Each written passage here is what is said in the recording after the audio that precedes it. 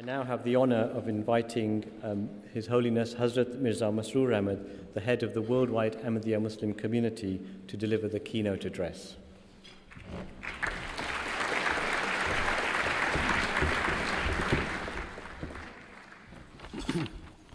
أشهد أن لا إله إلا الله وحده لا شريك له وأشهد أن محمدًا عبده ورسوله أما بعد فأعوذ بالله من الشيطان الرجيم بسم الله الرحمن الرحيم.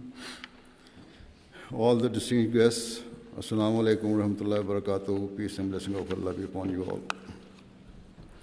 First of all, I would like to take this opportunity to thank all of the distinguished guests who have joined us here this evening. This year, the Peace Symposium is taking place after an interval of just 5 months. And so, I am particularly grateful to our old friends who have again accepted our invitation after a relatively short period of time. I believe that one reason you attend this event is because you wish to bear the views of the Ahmadiyya Muslim community in relation to establishing peace in the world and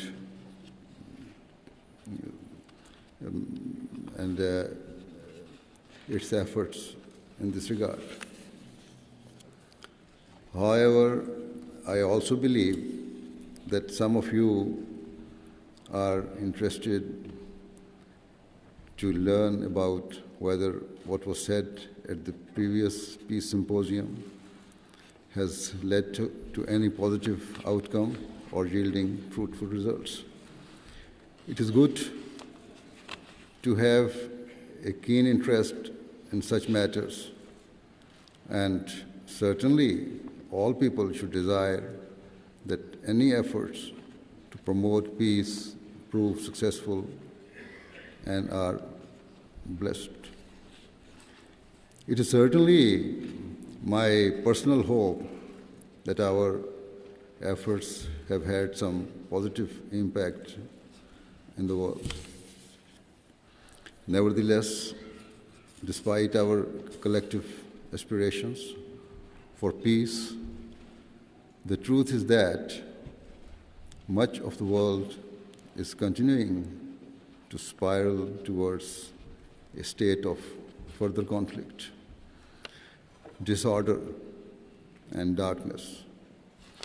On a positive note, since our last Peace Symposium, there seems to be one small ray of light flickering in the distance, and which gives rise to a note of cautious optimism.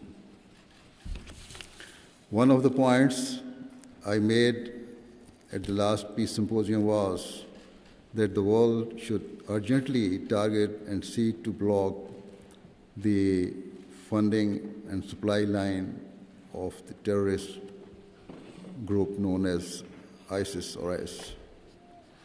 I do not claim that it is because of me or the fact that I drew attention to this matter. But certainly, over the past few months, there have been tangible efforts to tackle this crucial issue. For example, in February, the United Nations Security Council unanimously passed a resolution directly targeting the funding of ISIS and ordering sanctions to be levied on any groups who sought to illegally purchase oil from it or engage in any other form of trade.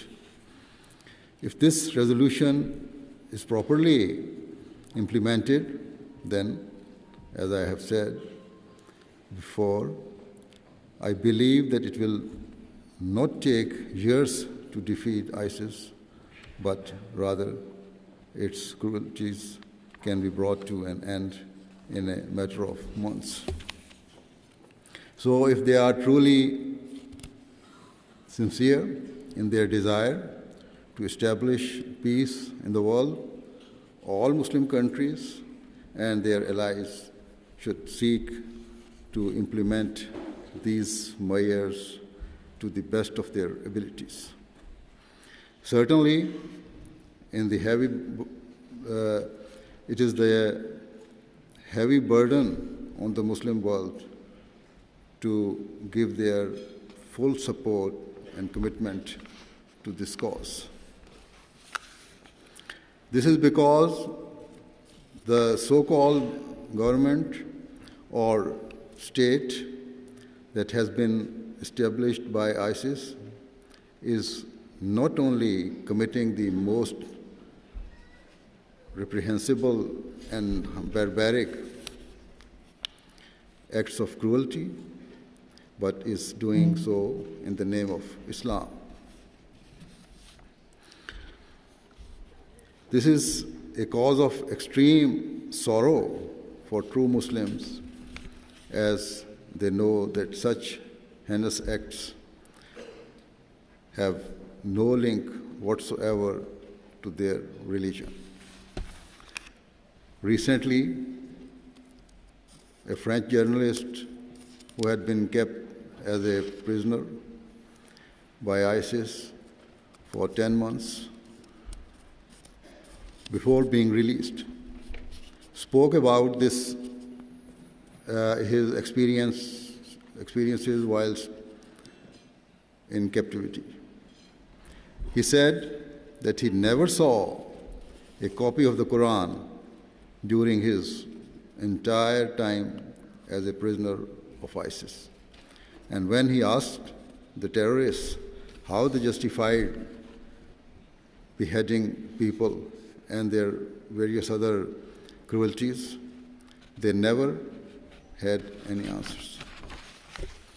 They would simply say that they were enforcing their will as they pleased and would continue to do so. The United Kingdom should be particularly concerned because, according to the journalist's account, extremists who had traveled to Syria from Britain were committing some of the worst atrocities and were even more brutal than the other extremists. Clearly, this is an issue of grave concern for the British authorities. On an almost daily basis, in the news, there are reports of youths, both male and female, who have been radicalized here and have either traveled to Syria or Iraq, or who have been arrested here for various terrorism-related offenses. Radicalization is therefore a serious problem for the United Kingdom, for Europe, and indeed the world, the wider world. And so governments are rightly voicing their concerns and are debating the means of tackling this issue. However, the proper and appropriate measures are still not being taken to confront it.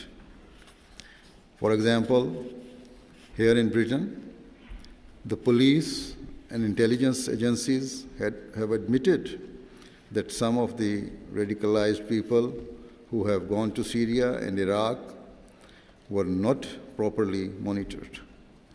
And if they had been, they could have been prevented from leaving the country. Anyway, and as I have indicated already, it is not just the Muslim world that should be worried about the current state of affairs.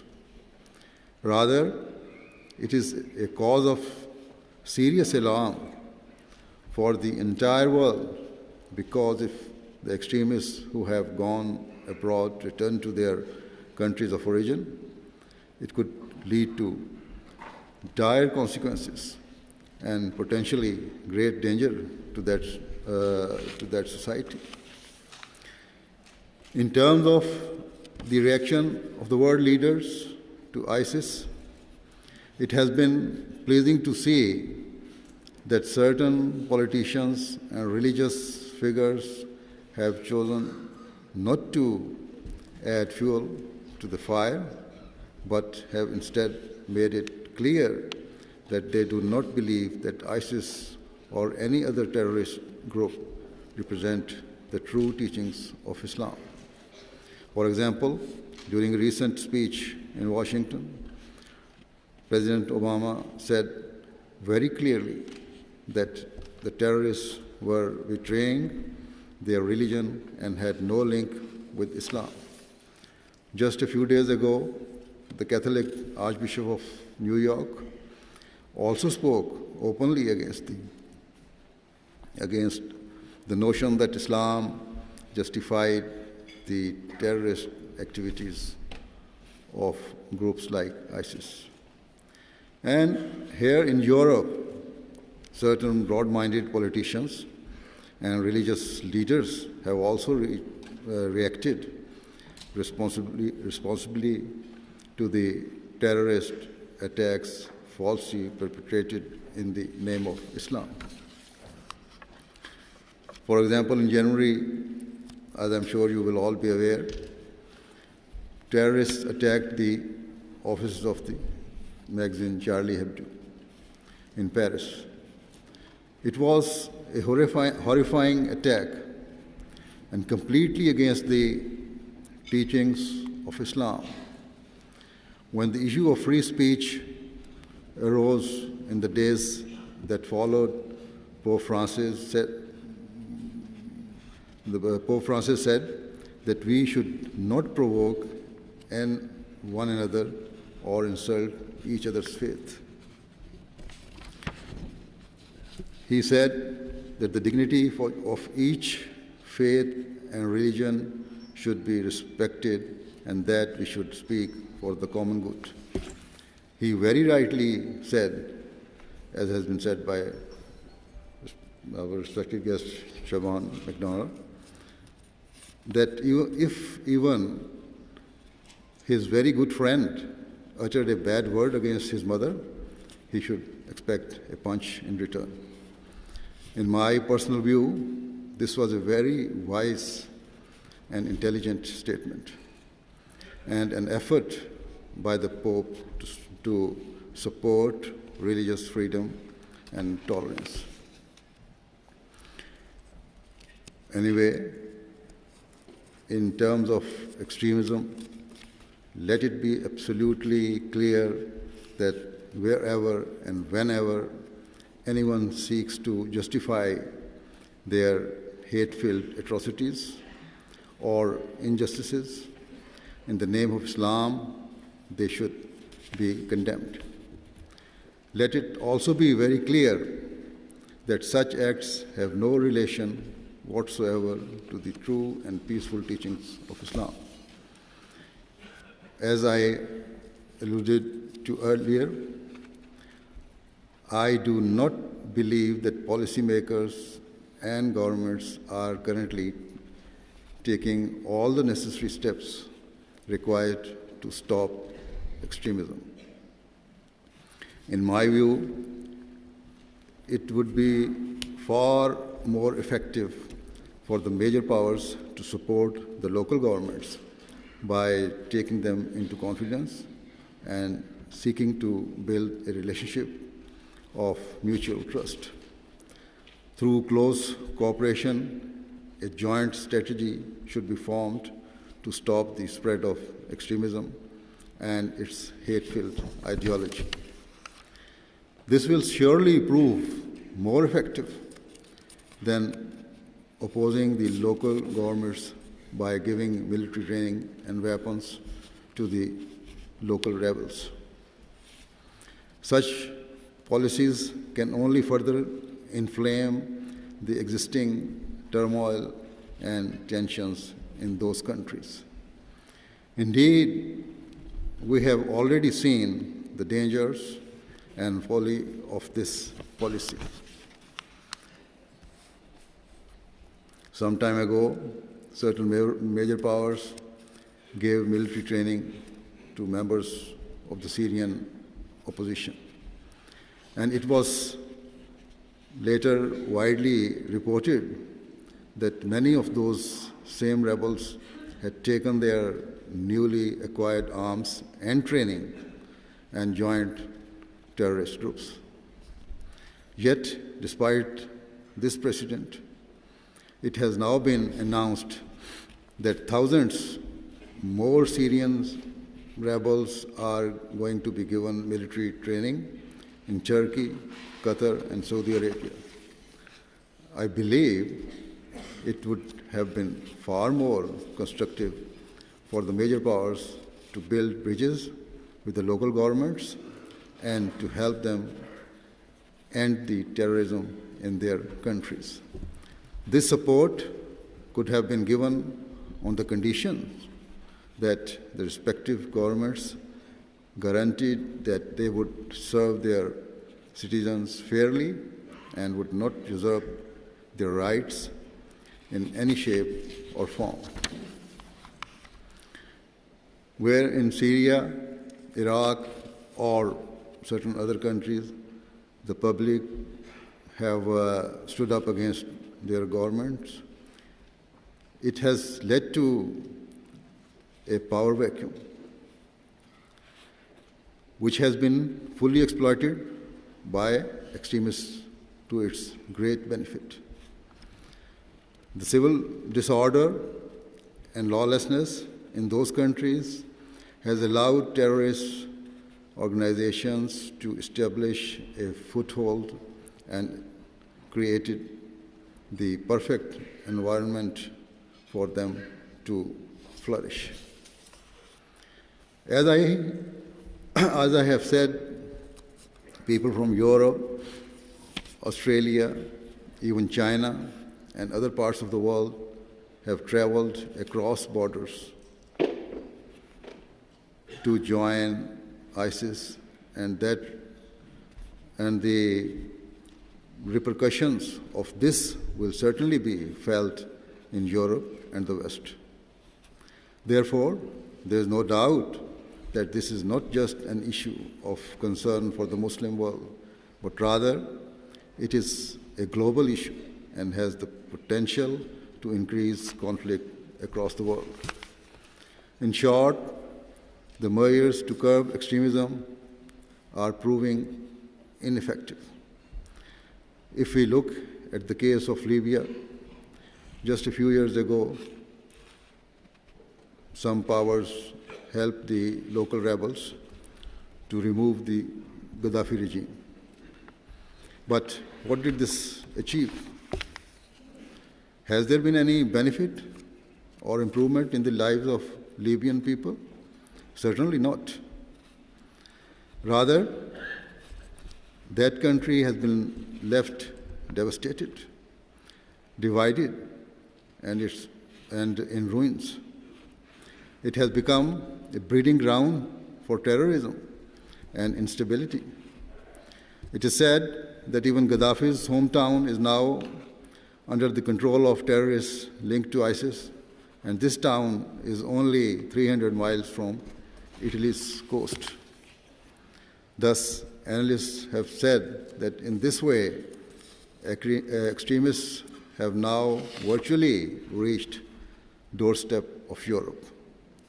If we look at Eastern Europe, there are radicalized individuals who are not only going to Syria and Iraq, but are also traveling to join terrorist groups in Afghanistan and Pakistan. Indeed, Pakistan and Afghanistan have long been extremely unstable countries where terrorism and extremism have been prevalent. This too is a continuous cause of great concern. Then, if we turn towards Africa, terrorist groups such as Boko Haram and Al-Shabaab are acting entirely against the teachings of Islam by perpetrating the most barbaric cruelties.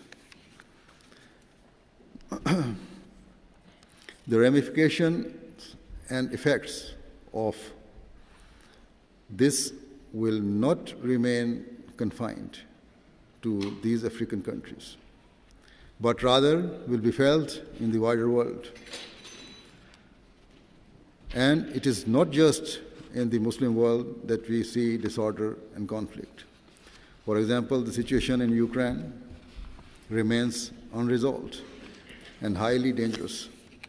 Although a tentative ceasefire was recently signed, a further escalation of the conflict and a future war cannot be ruled out. The major powers would be unwise to underestimate the threat posed by that region.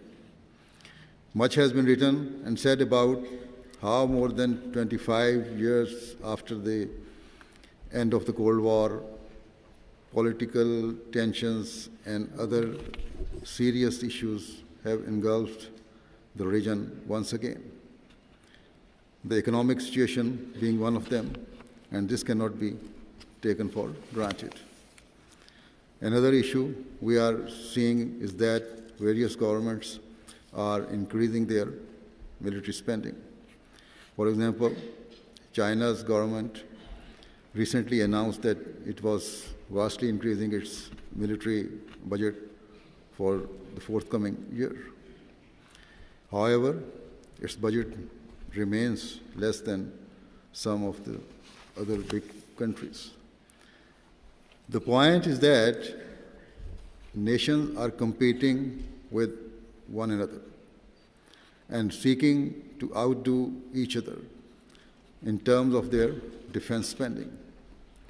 This race to increase military budgets is not without reason, but in fact, there are underlying motives behind it. If we truly want peace, then the United Nations and the major powers need to urgently tackle these issues in a just and fair manner. If we observe the situation in the Middle East, it is clear that the hatred and hostility between Israel and Palestine is continually increasing, and at frequent intervals, this enmity erupts into senseless violence and bloodshed. Then we are all aware that relations between Israel and Iran are highly volatile. For a long time, there has been a complete lack of trust, and mutual hostilities seem to be increasing on a daily basis. In short, the vast majority of the world is engulfed in a state of disorder and conflict. Regrettably, the world has failed to devise an effective plan or strategy to free mankind from this desperate state. Underlying issues and root causes are being ignored, or at least not given the serious attention they require. Every country believes that its policies are right and that others are in the wrong.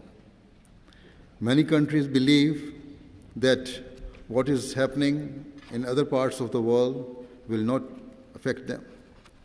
Such beliefs and perceptions are mistaken and can only prove to be harmful. Even where attempts are made to establish peace, they are often futile because strategies to resolve the problems or situation take an unnecessarily long time. Thus, we should realize and recognize the critical need of the hour. And whenever planning to control the situation, it should be in a minimal time. We must also accept that peace can only be built upon the solid foundations of honesty, integrity, and justice. These are the keys to peace. Until there's honesty and justice, no solution will ever prove beneficial. In terms of our community,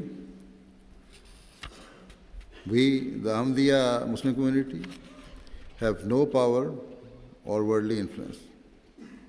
Our objectives are purely spiritual, and so we do not seek power or government. We have no political ambitions or objectives. As a religious community, we desire only that the world comes to recognize its Creator and that people fulfill the rights of one another. To fulfill these twin objectives, we make every possible effort in all parts of the world. We seek to inform others that Islam's teachings have no link with the violence and disorder witnessed in the world. And so, I shall now present a few of the basic teachings of Islam in relation to the establishment of peace. However, before doing so, I would like to make it clear that the blame for the disorder in today's world cannot be solely attributed to Islam or Muslim alone. In fact, there are many other reasons and factors that are fueling the unrest prevalent in much of the world. I have already indicated towards this point by saying that it is only when justice and honesty prevail that we can move towards a truly peaceful and harmonious world. There is no doubt that major powers and certain political and religious leaders are motivated by greed and their vested interests. Their selfish desires have contributed to the desperate state of affairs that we are witnessing, and so responsibility also lies with them. The world is being consumed by various issues that are leading to frustration and resentment, which in turn are undermining peace. For example, the effects of the financial crisis continue to be felt in much of the world. In Europe, discontent is increasing and the integrity of the European Union is being challenged and undermined. Anti-immigrant or nationalist parties are gaining popularity in many countries. I have already mentioned the conflict in Ukraine and the global arms race. These are all threats to world peace that are not linked to Islam, but rather have developed as a result of an unquenchable thirst for power, influence, and resources. If we reflect upon the policies of the major powers, we see that whilst they do not overtly subjugate weaker nations, they do seek to influence them unduly by exerting their control and taking advantage of their resources. This is not anything new that I am saying, but is quite apparent to all. And so, wherever in the world there is conflict and violence, whether conducted in the name of Islam or not, the truth is that the perpetrators are never motivated by any religion, but only by their own desire to attain power. If we reflect upon all of these points, it compels any sensible person to question the direction the world is moving towards in order to pursue and fulfill materialistic desires. As far as Islam is concerned, we see that in this era, Islam's teachings are being constantly misrepresented and distorted. It is claimed that Islam promotes a violent jihad and bloodshed. However, nothing could be further from the truth. And so, let me make it clear that when the early Muslims were permitted to fight by Allah Almighty, permission was not granted just to protect the Muslims or Islam itself. Rather, this permission was for a defensive war was granted to protect the religious freedom of all people. In chapter 22, verse 40-41 of the Holy Quran, Allah the Almighty said that if the Muslims did not defend themselves at that stage, then no church, synagogue, temple, mosque, or any other place of worship would remain safe. Therefore, where Islam gave permission for a defensive war, it was granted in order to safeguard every single religion and to protect the right of all people to freely practice and profess their faith.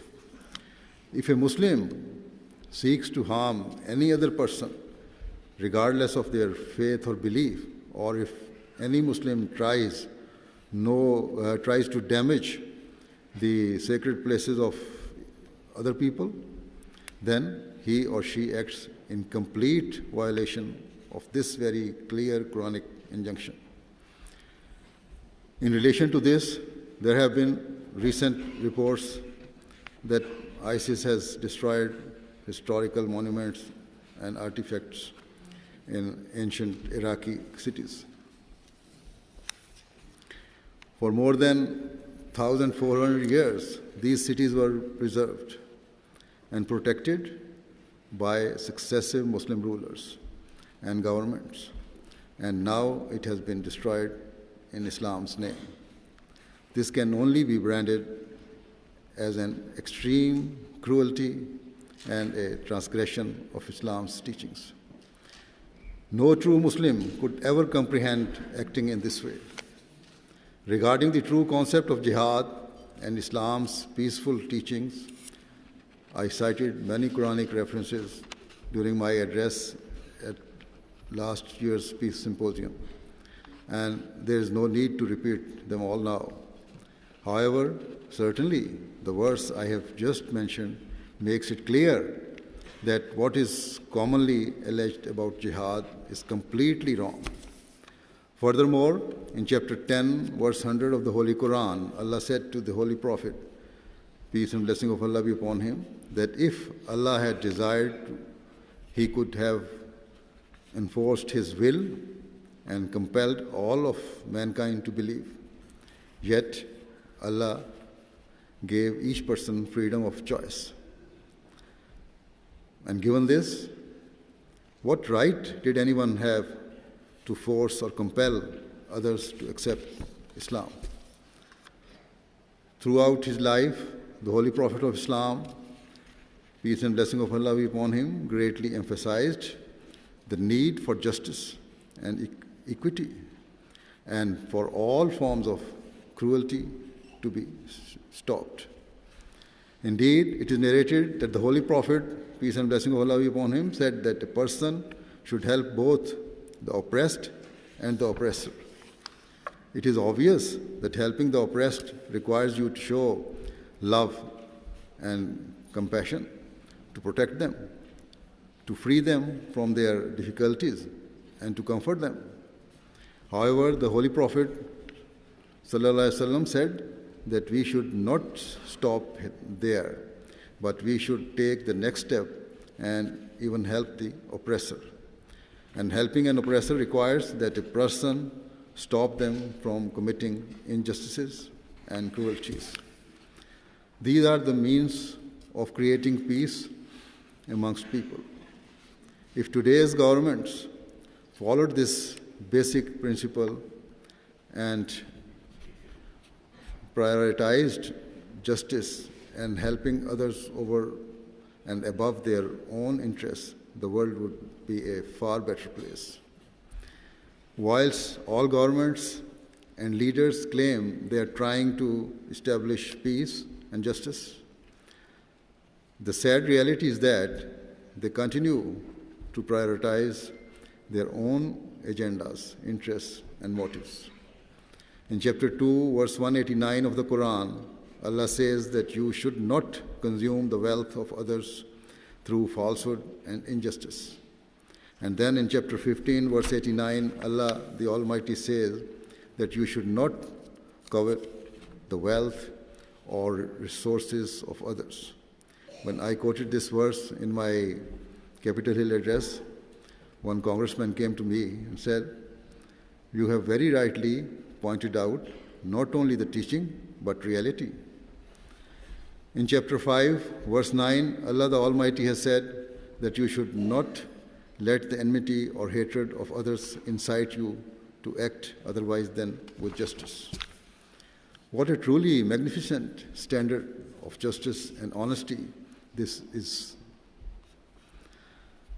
And for the sake of protecting the sanctity of religion and to prevent disorder in the world, Allah the Almighty has said in chapter 6, verse 109, that you should never insult or speak ill of the idols or deities of others, because then they may be provoked into insulting Allah, and this will lead to a never-ending cycle of enmity and hatred.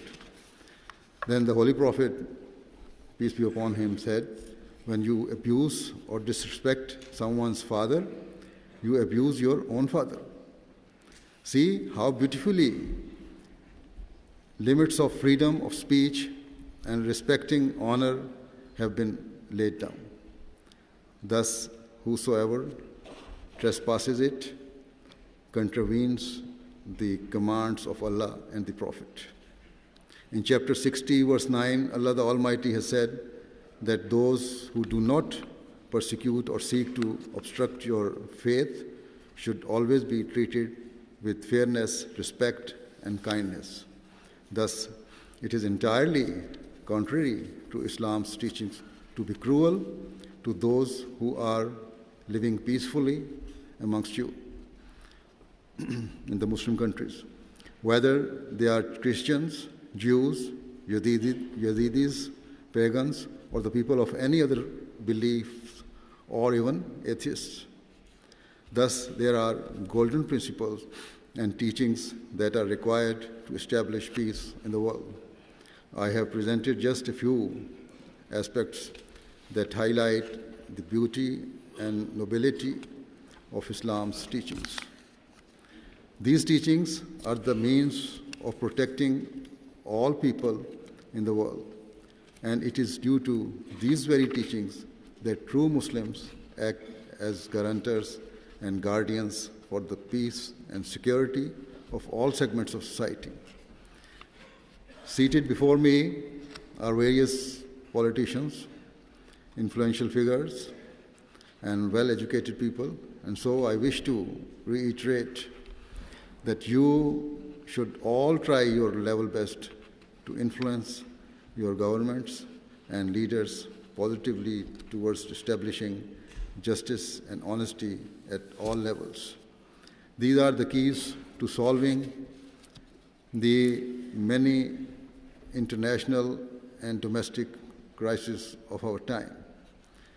For many years, I have warned that we are heading towards a horrific destruction, and now many politicians and analysts are reaching the same conclusion, that we are heading rapidly towards a third world war, whilst some are saying that another world war is now unavoidable. I believe that even now there's time for the world to wake up to the stark reality in fact it faces and to arrest this threat. To do so, all people and their leaders will need to stop looking only in one direction and caring only for their own interests. Instead, they will need to broaden their outlook and to have a realistic and fair approach in all of their matters. They must seek to fulfill the requirements of justice, fairness, and honesty at all levels of society. They should seek to establish peace wherever and however they can. And the foremost thing is to recognize their Creator as He should be recognized. I hope and pray that may Allah enable all of us to understand and recognize the gravity of our responsibilities and to fulfill our duties. May Allah bless you all. Thank you very much again.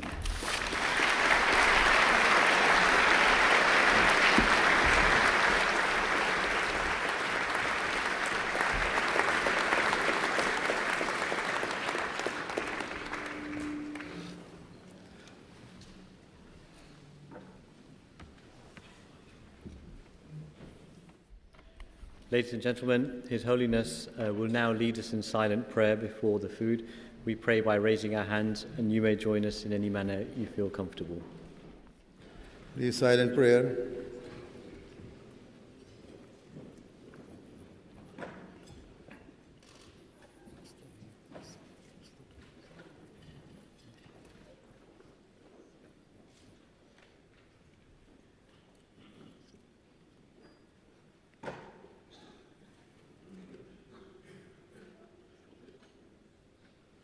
Ameen.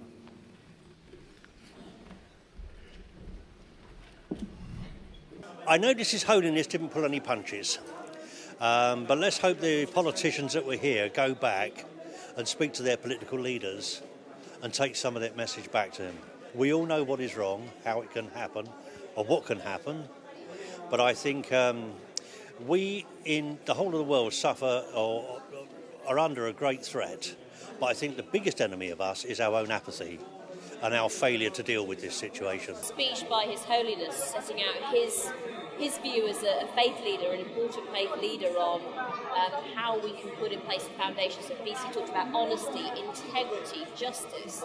I think those messages are never more relevant than they are today, particularly as we all struggle and discuss how we can confront extremism. Well, if I can go back right to the beginning of the symposium, the important thing was the quote from the Quran, that nothing in religion is compulsory. I think that's very important to remember, that we have to tolerate other people's thinkings. There are many roads to God. Well, I would agree with him that what we need to do is to examine the ideological background to persecution of all kinds, but religious persecution in particular. If we get at the ideologies, and we stop people thinking in the terms of attacking other communities, then we'll cure the military problem as well. The greatest impression really is the commitment of an entire community to do the work that is so clear that they do, the charity work, the integration with Britain, the acceptance of the existence of other beliefs without criticism. It's a fantastic message, and I think it's something that everybody should be aware of. And the fact that His Holiness isn't getting any time on national TV or on world media it's crazy, quite frankly. Clearly, what the Ahmadiyyas have been doing is quite exceptional, and I know from my long contact, which goes back over 10 years at least, just how much work the community has been doing in promoting religious harmony and interfaith dialogue. Clearly, it's an example to other groups, particularly within Islam. where I don't think sometimes that the level of dialogue we need, even at a domestic level, is quite as good as I would like. If you think about how we in this country, in Britain, think about Islam, it's generally negative. And that's not the fault of Islam, that's the fault of the media and of course the people that do stupid things like the French bombings and French killings. The Quran does not say we should do harm to people. And he spoke specifically about some of the verses. And I think, again, for people like me that have had no contact with Islam, it reassures us that, hey, this is not all bad, this is actually good, and it's all in the interpretation. So I think when he quoted from the Quran, it had quite an impact on me as I started to understand, well, I understood more that actually Islam isn't bad or isn't good, it's the people who interpret it that put a bad interpretation or good interpretation, and that was the keynote thing for me.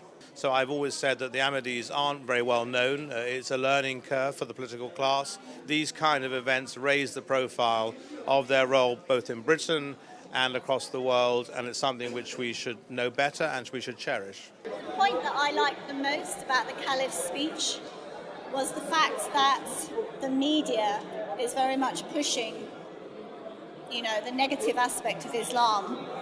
And today, I mean, I know that anyway, but today I feel very clear that Islam, is and the Ahmadiyya movement is very much a peaceful movement, and it has nothing to do with what we see in the media or what we hear in the media. What was striking was that basically on our way here we were discussing the same points that he later addressed in his speech.